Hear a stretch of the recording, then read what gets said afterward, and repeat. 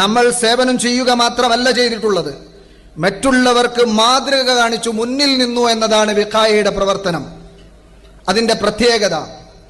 കാരണം കേരളക്കരയിൽ ആദ്യമായി സന്നദ്ധ സേവന മേഖലയിൽ ഇങ്ങനെയൊരു ഇടമുണ്ട് എന്ന് കേരളത്തിലെ രാഷ്ട്രീയ സാംസ്കാരിക സംഘടനകൾക്ക് പഠിപ്പിച്ചു കൊടുത്ത പ്രസ്ഥാനമാണ് SKSSFന്റെ വിഖായ. നമ്മൾ അറിയണം, SKSSFന്റെ 25ാം വാർഷികം സമർഖന്ദിൽ നടക്കുമ്പോൾ, അഥവാ 11 വർഷങ്ങൾക്ക് മുമ്പ് കേരളത്തിന്റെ അഭിവന്ദ്യനായ മുഖ്യമന്ത്രി ശ്രീമാൻ ഉമ്മൻചാണ്ടി സാർ 25,000-ഓളം വരുന്ന നീലപ്പട്ടാളത്തെ നാടിനു സമർപ്പിക്കുന്ന ഒരു ഘട്ടമുണ്ടായിരുന്നു.